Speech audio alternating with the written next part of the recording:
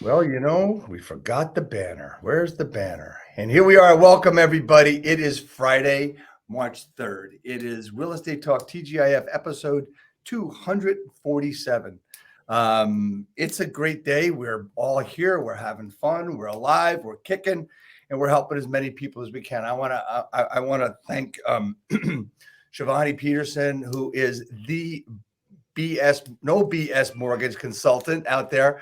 And she's going to be on to talk to us about her journey, talk to us about what she's got going on, and really give you the down low with no BS. And I love that, to talk about what her journey was all about, how she helps people, etc. And we are going to be right back after a quick video. Real estate agents, are you looking to acquire clients consistently to grow your business and income for a great lifestyle? Well, this is Dave Finale, and I'm here to bring you the Real Estate Skill Builder broadcast, Real Estate Talk TGIF, brought to you by Real Estate Skill Builder and the Modern Agent team. Well, good morning, everybody. As I said, this is Real Estate Talk TGIF number 247 with Shivani Peterson of All Western Mortgage. That's right, correct? All Western Mortgage, right? Out in Reno, Nevada and California. So before we get going, Shivani, I do have a quick question that I have to ask you. I ask everybody at the beginning of every broadcast. What does TGIF stand for? Thank God it's Friday. You know what? You were really close, and I want to commend you on the attempt, but you missed one little thing. Thank God it's finale. Sorry, that's just the way it is. It's my broadcast, so I can do whatever I want. True that. Thank you so much for coming on, Shivani. You've been in the mortgage business for a couple of years, about 10 years, I think. And you know what? You've helped an awful lot of people in many, many ways. But tell me and tell everybody that will be watching now and later, what got you there? What was your journey about? What inspired you to not only get into the business that you're in, but also the way you help people by telling it like it is?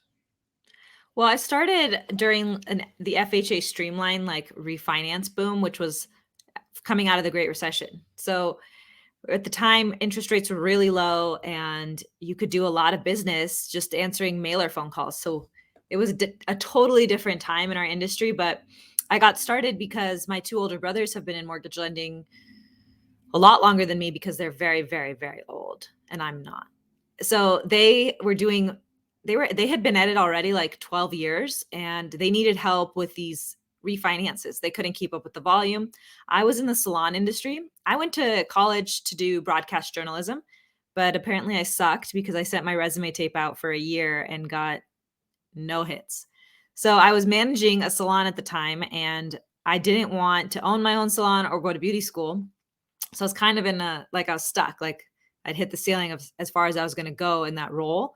So they said, hey, come try this with us. And I always say, I think I read this on a Starbucks cup, that success is a dangerous thing because the mix of money and praise can lock you in forever. And in the beginning, I don't think that I really did anything that was that innovative. I just was an order taker. I could answer the phone and churn out a lot of refinances. And I became a top producer in our company just by showing up and doing the work. And then eventually that evolved as the market shifted into building realtor relationships to generate a purchase business and buying Zillow leads and doing cold calls and just playing the numbers game, which works. I know it works. I've done it from experience. But then I started having kids. I started having a family and I didn't keep up at the same pace with schmoozing realtors who aren't nice to lenders. Every interview I go on, I make a point of pointing that out, that realtors like to shit on lenders and I got shit on a ton. And it's not that I didn't have the thick enough skin to do it anymore. It's just that I didn't have as much time. I was raising little kids at the same time. Right. So then my numbers pretty much fell off. Like I was only closing 2 to 3 loans a month. On a good month, maybe 5. And in 2017, I wanted to change that because I wanted to be a top producer again, but I kind of wanted to do it differently. So I changed my whole strategy. You there? Yeah. Okay. All right. I had been rambling for a minute, so I thought I'd pause and come up for air. No, I mean, that's perfect. So talk to us about the change in strategy. So 2017 comes around and I'm thinking, okay, I want to do big numbers again. I want to be able to help a lot of families get into homes, because the thing is that at this point I've seen that real estate investing works. I've been in the business long enough that I've seen how some of the wealthiest people that I work with have multiple streams of income. And a lot of them, one of those streams is real estate investing. So it's already proven itself to me. Also, I've seen home ownership change the course of some of my clients' lives, like help Right. them build wealth in a meaningful way that they wouldn't have been able to otherwise. That forced savings account is real, that comes with the house. And for a lot of Americans, it's the first time they learn how to save money properly. So I believed in what I was doing, but I didn't believe in calling realtors and buying them overpriced coffees and taking them to lunch and then them having zero loyalty back to me. I didn't like this whole like real estate totem pole that realtors are at the top of and I'm at the bottom of, because I didn't understand what makes you so much better than me. Like, why do you get to treat me like this? And then nothing will make you regret your college degree faster than like phone leads hanging up on you, because you're like, why does this suck so bad?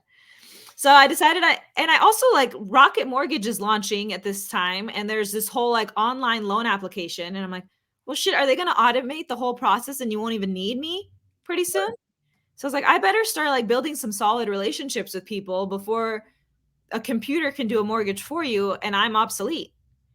So I thought, okay, I'm going to need to go direct to the consumer to do this. Like, I need to start finding a way where I generate the business myself without having to buy it from Zillow.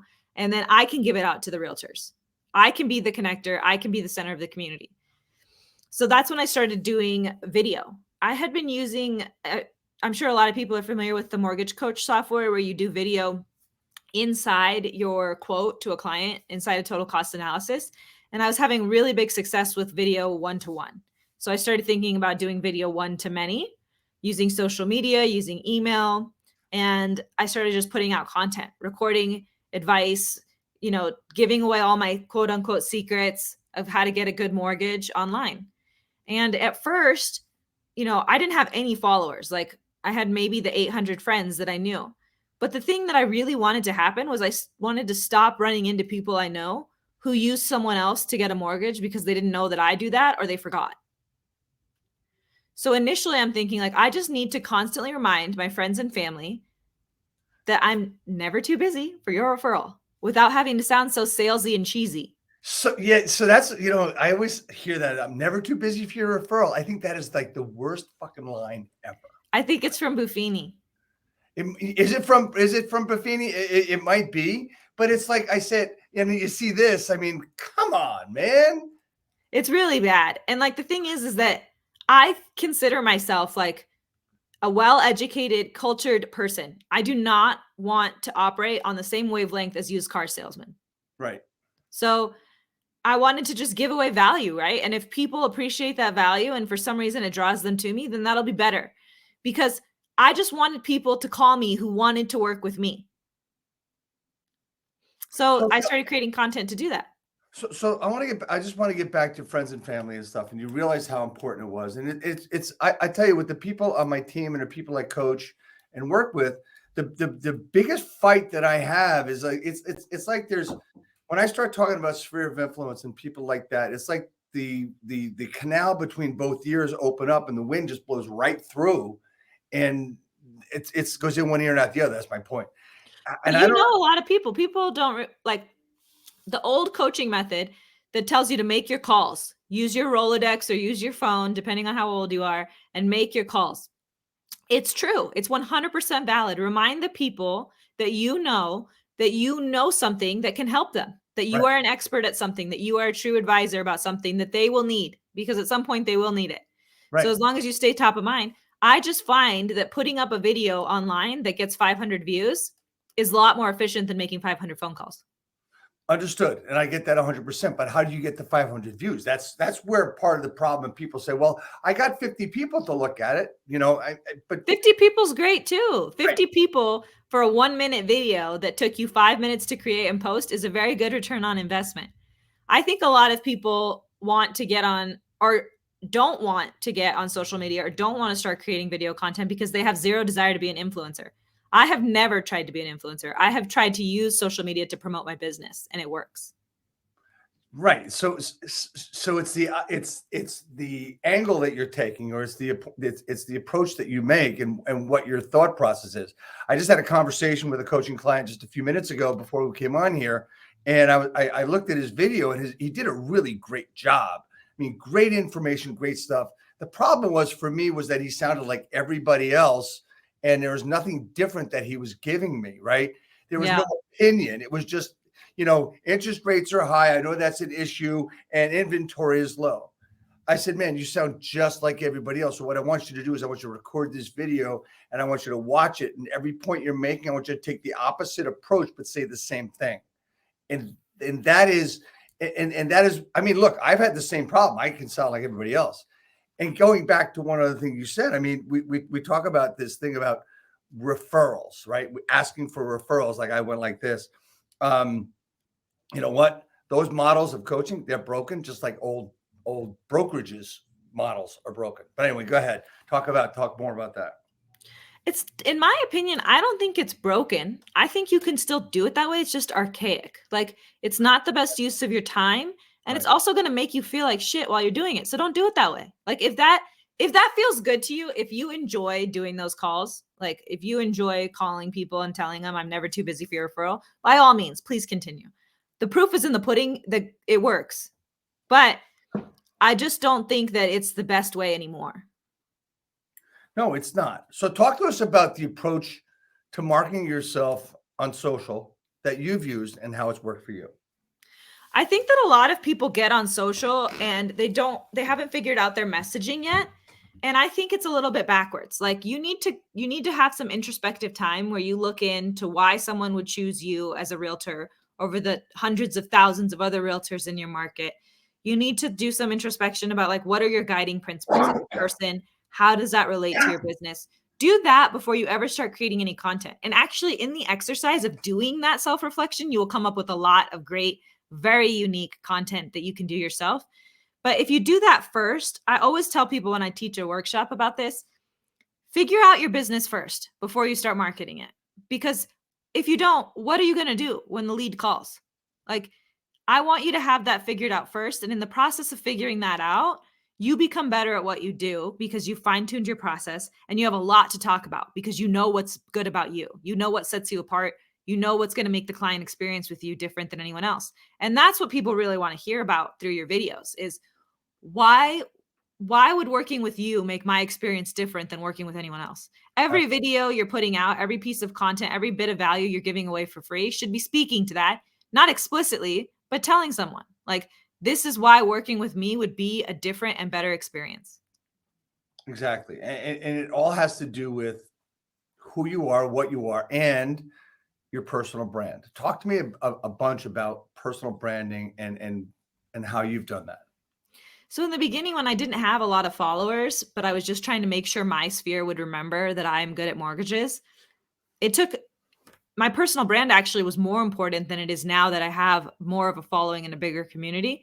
Because what happened was someone told realtors that you guys have to give out 3 lender names when your client asks you, which is so stupid because exactly.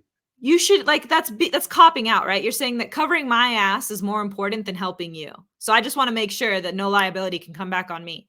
In reality, like what the client is asking you for is to take a task off their plate. Find me the best lender. Like deliver a red carpet experience where you take care of things and I don't have to do it.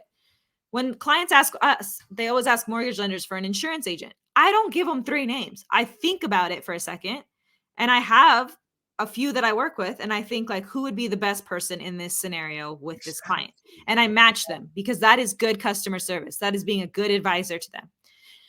And then I tell them with confidence that I think this is the person who's going to be best for you. Here's who I recommend. But a lot of realtors still don't do that. They give 3 names because they were told that in realtor school, and one of those people buys them golf, one of those people buys them coffee, and one of those people buys them lunch. So they need to give all 3 names. Well, when they gave all 3 names, the client would go online, search me, and because I'm the only one who's putting out content, they look at my videos, they watch my stuff, they started vibing with it, and then they'd call me and they'd say, hey, I feel like I already know you. And I was like, win. Everything's working. That's exactly why I do what I do with the content.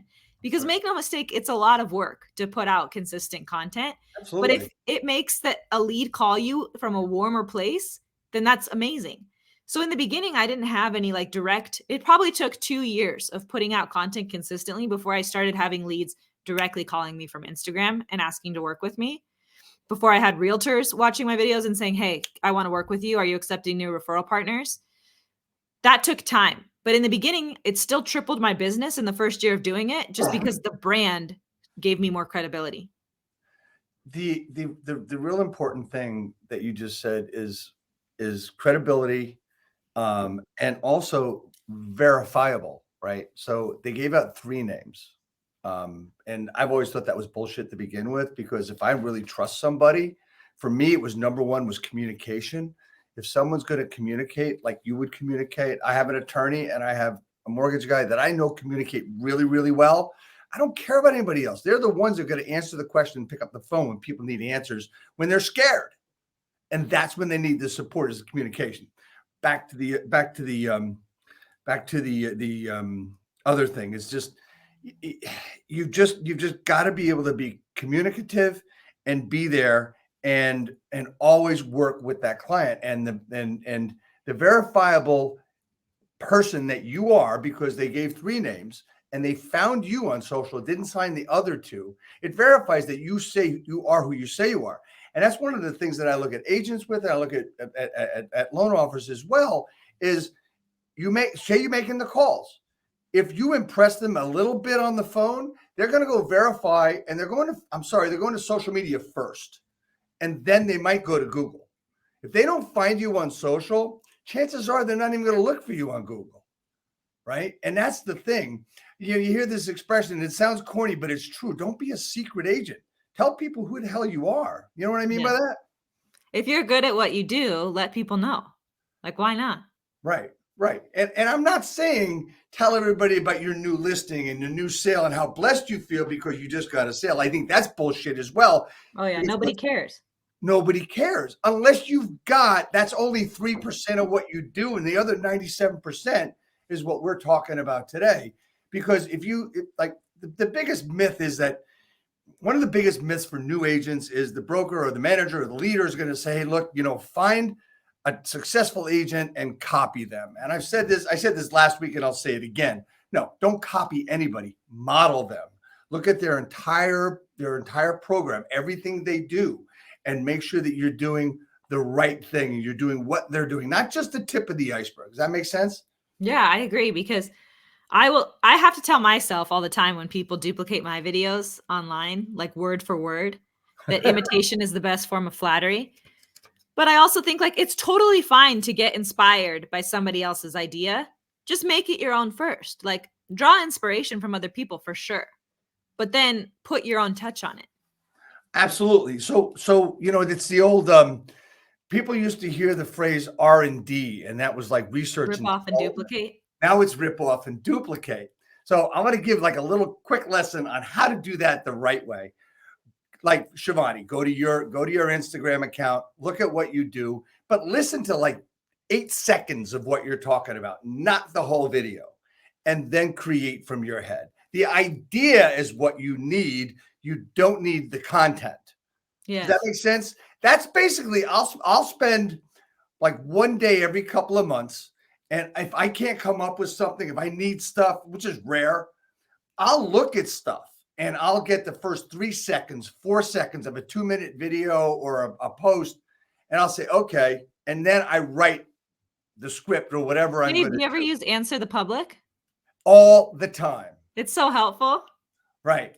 Answerthepublic.com is really cool. And people, the big thing today, as you may know, is ChatGPT or whatever it is. And then also Jasper AI. And I use Jasper a little bit. I accidentally paid for an account, so I have to use it. You know how you get into those situations.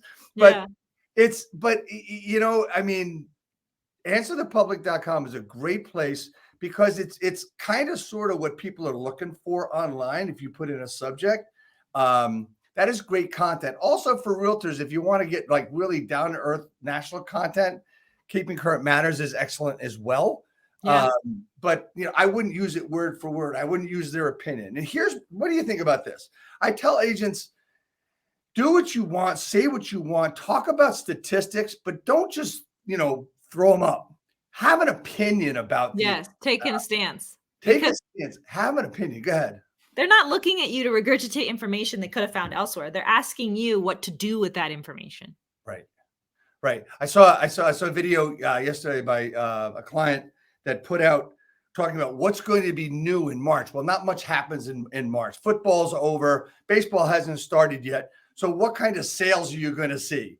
She's looking at, the garden centers, the vacuum cleaners, that stuff. That was a great piece of content. It was completely different, but talking about what's going to be on sale and for sale. So you said something before, and I want to repeat it and talk about it for a little bit. You talked about what you did on social was give away your secrets. Why do you think most agents and loan officers think that there's secrets out there as far as how to run your business? Well, I think we all want to stroke ourselves and think that we have some special thing that someone's only going to get if they work with us. And that's true. You do actually. You have this special thing, and it's called you. Right. You're the only one who does it your way.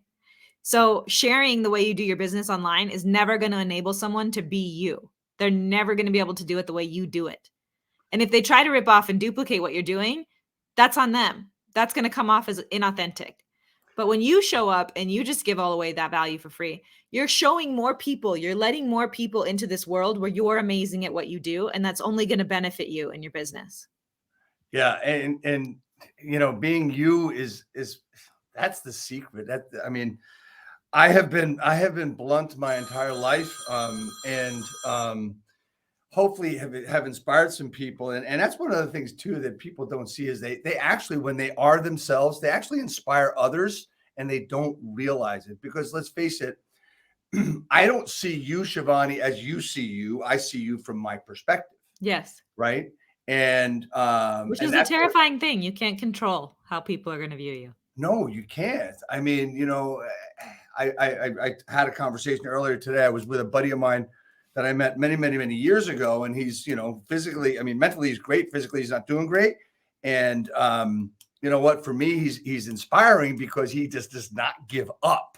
Right. And, but as we go along in life, things happen to us. And when you have your own stuff and you do your own stuff and you put everything into it, it just makes you so much better, and others will see it. Right. If you've been putting out content for a while and you're not seeing it move the needle in your business, then 9 times out of 10, you're not being real in what you're sharing. Get more real and you'll see it move the needle. Would that be so when you talk about being real, and a lot of people say, well, I don't have a reel, or I'm introverted, or, I'm shy. And believe it or not, I am actually shy, but no one would know that. Right. So when you see it, it's, well, what do you mean by that? It says, you know what, if you're animated with your friends, be animated on the video. If that's how you are with people, and that's why your friends like you, or your spouse, or your kids, or whatever. Look, you know what? I get the eyes rolled with my kids all the time when I make jokes and stuff. They call them dad jokes. That's just what I do. Right. So, but that's how I am here as well. And I think that's really important. Yeah, you did a video that I as I said, I found you through Instagram, and I just loved your stuff. And one of the videos that I really loved was tell yourself the truth. And it goes along with secrets and stuff. You want to just expand about what you meant about that on that video, and talking about, telling people the truth about yourself and telling yourself the truth? Yeah. As I started coaching people in our business, which has been a really fun thing to explore, and that because coaching people is the biggest challenge, but it's also the most rewarding. Hell yeah.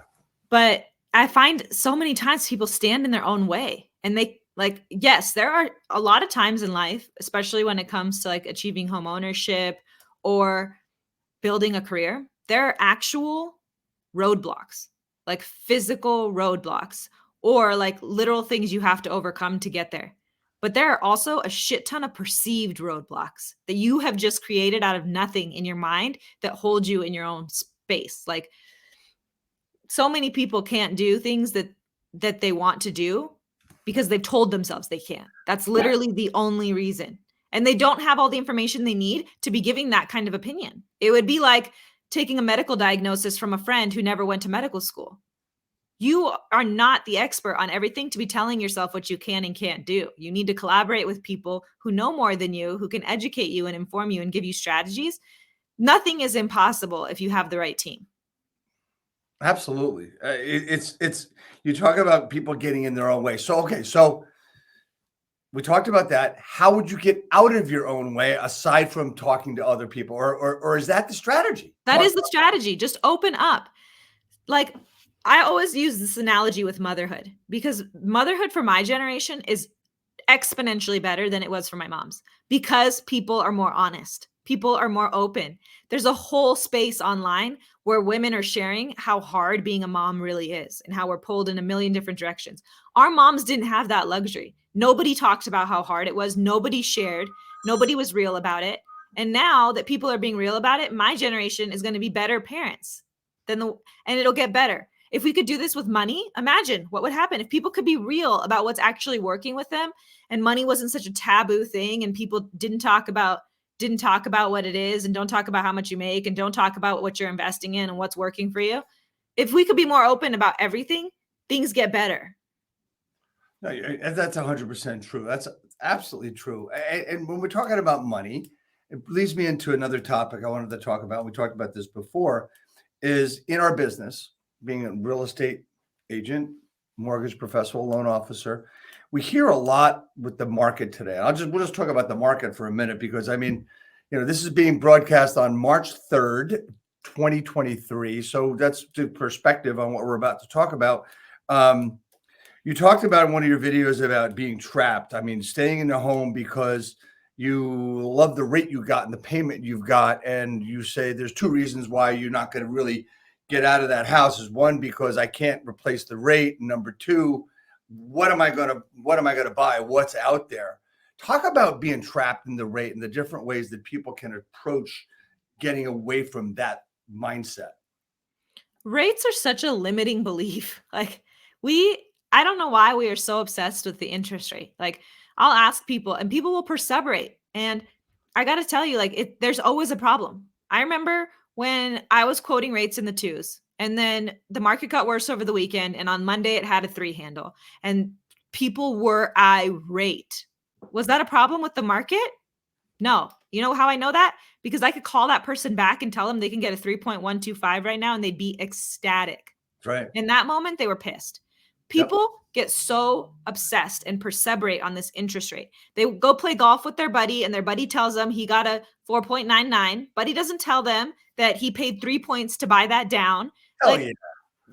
People ramble this stuff, and it makes other people feel like shit, and nobody's really like understanding what the rate is. And I'll ask people when they come into my office and they are wound up. Like Wednesday, I did a live to talk about the market. And one of the questions was, I'm really well qualified, but I'm highly rate sensitive. What do I do? And I said, you stop being highly rate sensitive. Like, what does the interest rate mean to you? And then people are like, well, like that I got a good deal. I'm like, oh, is that the only thing that can get you a good deal?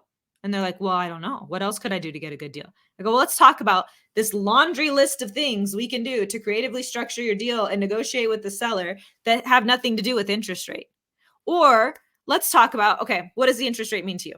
If they're really, really smart, and this is very rare that someone is this intelligent, that they say to me, it affects my monthly payment. Ding, ding, ding. Okay.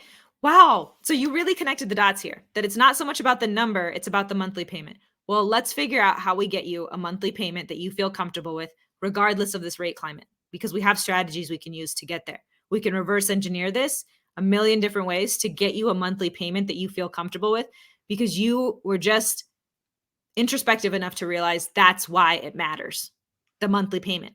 So people get obsessed about this interest rate thing when it's not the most important. So if you feel trapped in your house because you have a magical interest rate, but that house no longer fits your needs, let's talk about this from what it means. So you have a monthly payment right now that you're comfortable with, meaning your cash flow is working for you. Okay. Well, you don't have to give up that house and that rate and that payment. You could keep it as a rental, and we can achieve the same cash flow by using the profit you're going to make in terms of rent on this side to offset the higher mortgage payment you're going to make on a house that would make you happy. Or if you have a house that you've outgrown, you've likely been there over 5 years. The average American needs a new house every 6 to 8 years. Over those last 5 years, we saw some of the highest rates of appreciation that we've ever seen.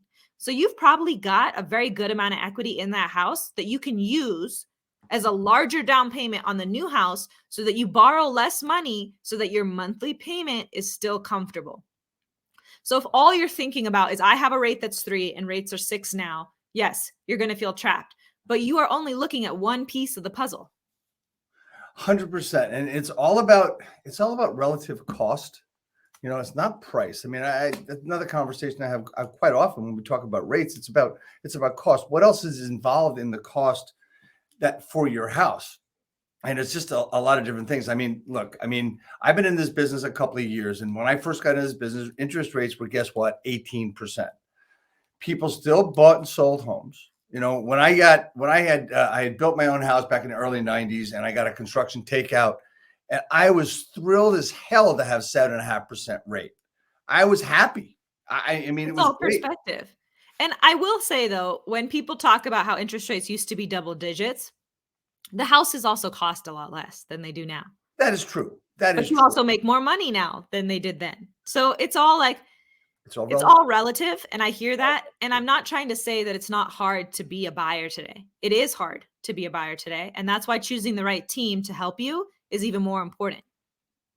Absolutely, 100%. I mean, I'm seeing a lot more people talk to me, and I'm approaching them about, the actuality of keeping their home as an investment and having that interest rate work for them. I've been working on that for a few months now with a lot of different clients and a lot of different buyers and sellers. There's a couple other things I wanted to talk to. People talk about fairness. Life is not fair. It's actually one of my favorite videos of yours, where you talked about life is not fair, and it's very apropos of what we're talking about and where we are today. Could you share a little bit with us, please?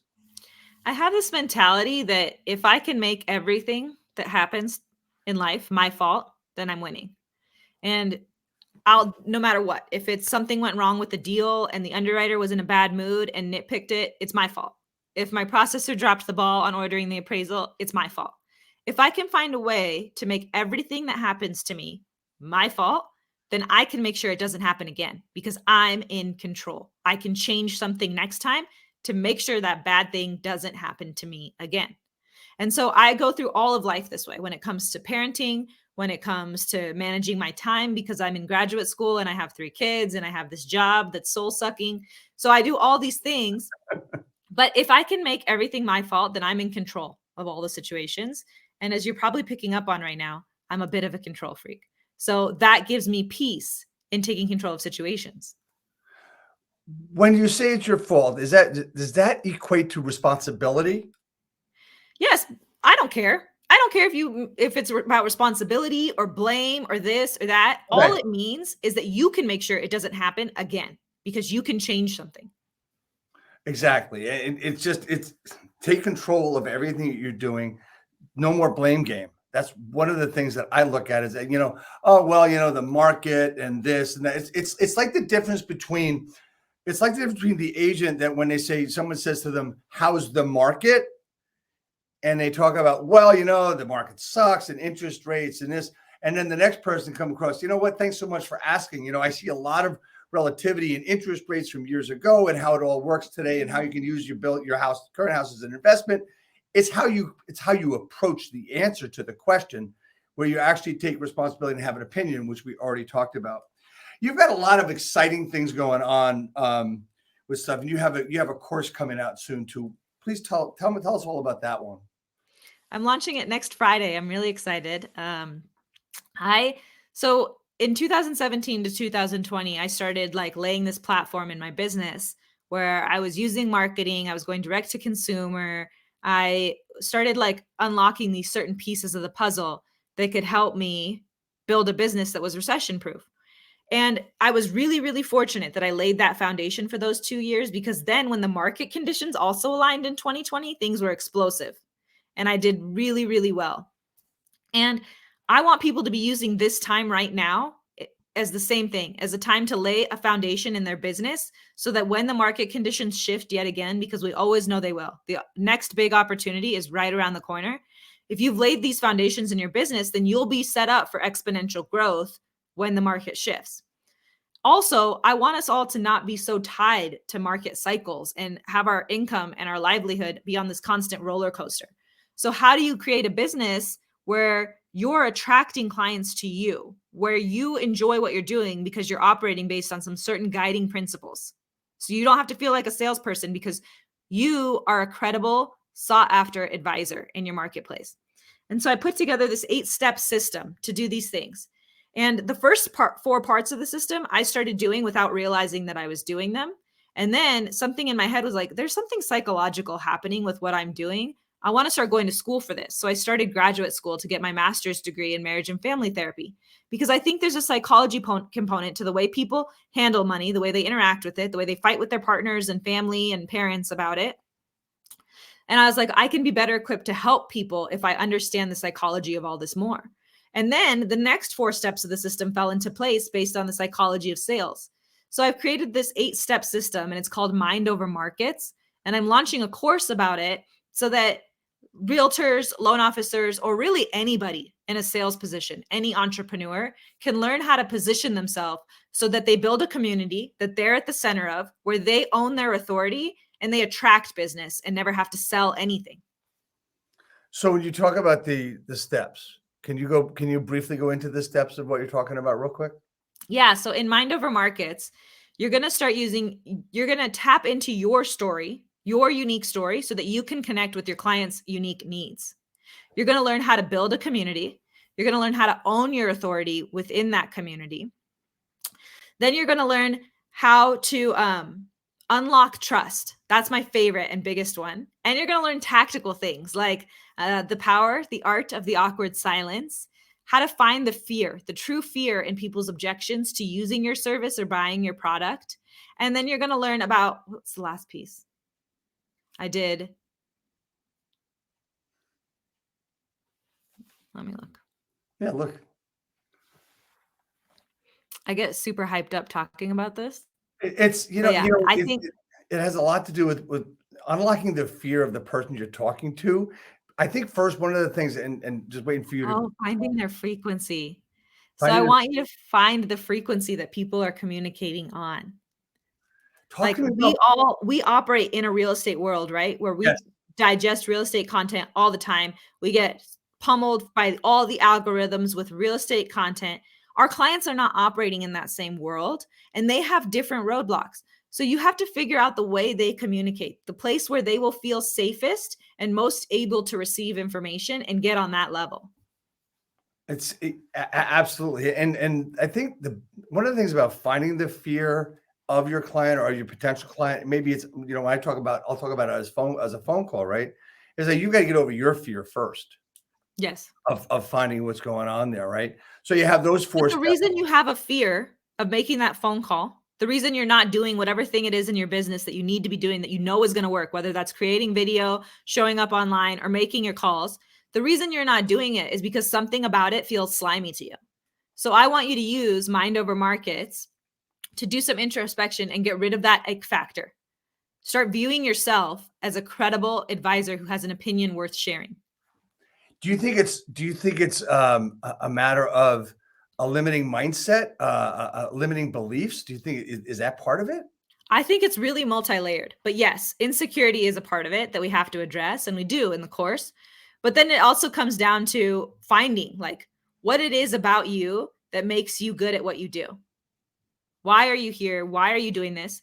And figuring out your why is really basic. That's not what Mind Over Markets is. Hopefully you've already done that before you've come to this course. What we're going to do is we're going to use your why, cross that out, and replace it with why they should work with you. So it's about using your why to get to their why, and ultimately why they should work with you. Yeah, that's genius. The way you put it out, and using the frequency and what they have to talk about, And what they have to think about is find what's behind their fear. I mean, it's probably the hardest thing that someone new in this business has to get over is if they're going to do it with calls, it's picking up the phone.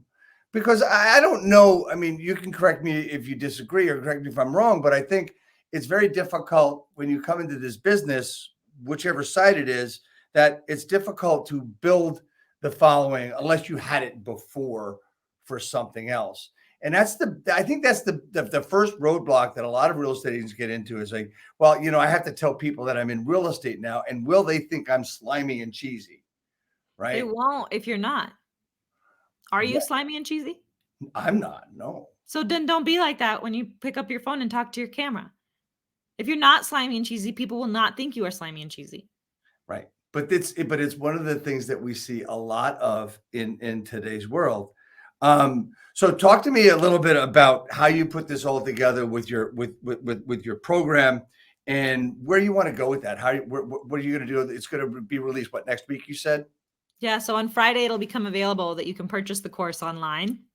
And it's self-paced. The first, you can do it online on your own after enough people have gone through it. So when I launch it on Friday, the first 100 people who buy it will get a big discount, but they'll also be my founding ambassadors to the program. So then when I launch this as an in-person course where we do it via Zoom, not in person, but we do it via Zoom live, where there's Q&A and I can be interactive and I can help you really work through the homework and answer questions in real time and make sure you're truly understanding the concepts. My founding ambassadors will be the first ones who have access to that. And then that'll roll into, these will be prerequisites to do one-on-one coaching with me. And when does the book come out? Oh, thanks. That's a great idea. My dream is to be a published author.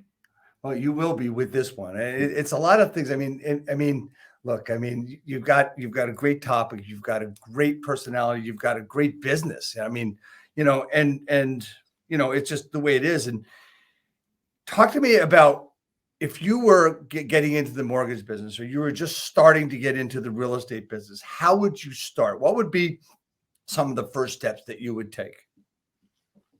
So if I was getting into mortgage or real estate, I would first and foremost sit down and do the introspection about how I'm going to run my business that's different from other people. What kind of community do I want to build? How do I want to deliver value to those people? How am I going to always remain the center of this community where I'm constantly giving out value? Like one of my coaching clients gave me the perfect analogy and she's like, so you want me to be the tree that keeps growing and all these different branches come off and then the branches put out leaves and then maybe it puts out fruit, but it's all mutually beneficial and mutually inclusive. But I was the stump that started the tree. And I go, yes, 100%. That's the way I want you to build a community to have a successful business. So before you start, think of all those things. And I'm not saying that you're going to know all the answers before you start, but I want you to have a vision. I want you to have this dream business because these are going to be your guiding principles. And when you have to do things you don't want to do or that you hate, you're going to decide, okay, does it support my dream? Is it in line with my guiding principles of my business? Yes. Okay. Then I have the gumption to do it. No, it doesn't. Then I'm going to find my own way to do it differently and better so that it does align with where I'm going. You think that all aligns with mission, vision, values, those with the MVVP stuff? I think so. Yeah, it is. Is it important to have a mission and a value statement? Well, if you look at every loan officer or realtor's Instagram bio, their mission is to help their clients build wealth using real estate. 9 out of 10. That's what their mission says. It's the same across the board.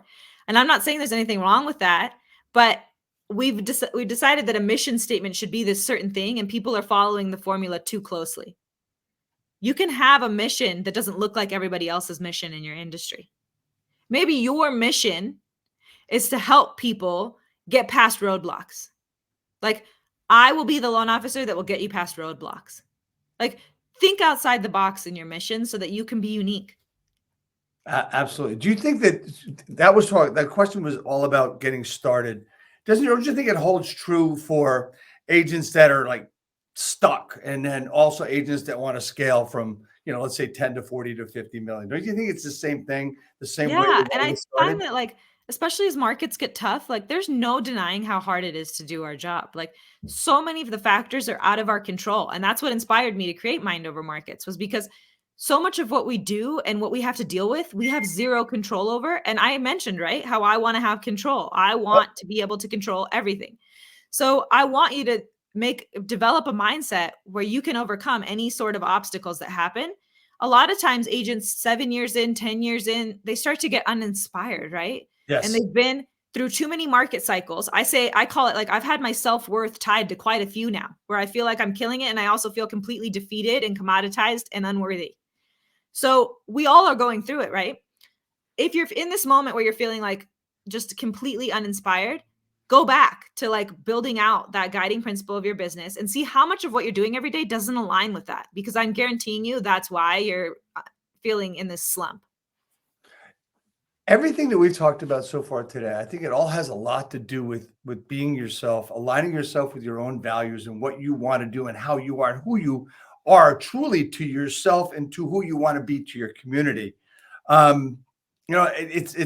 This has been a great session. It's been a great broadcast talking about different things and being blunt about it. Is there anything else you'd like to add before we wrap it up and go forward? I know there's a ton of people out there telling you to be authentic in 2023 and to be true to yourself, but it's hard to know how to actually do it. And that's what I want to help people do, is like tactically, simply, how do I actually do those things? Because I really believe the next big opportunity is right around the corner, and you can use this year to set a foundation in your business to have exponential growth when the market turns. So how do people get in touch with you if they want to talk to you about, doing business with you, get into your program? How do they do that?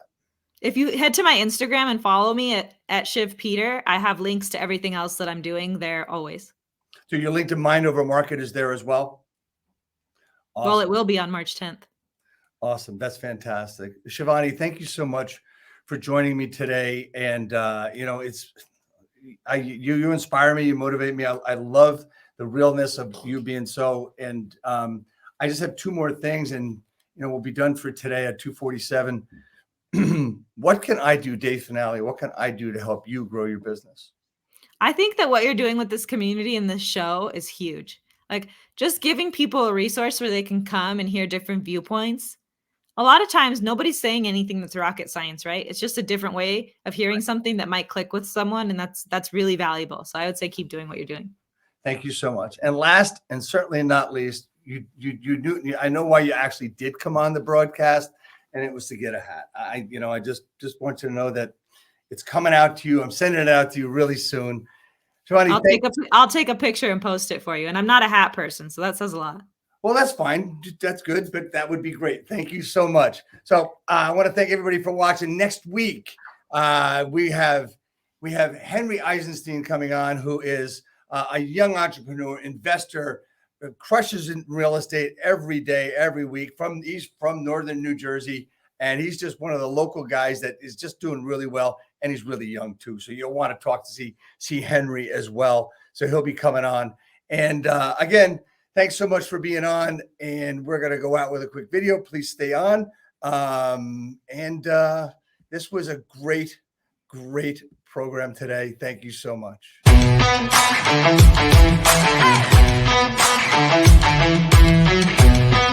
Hey!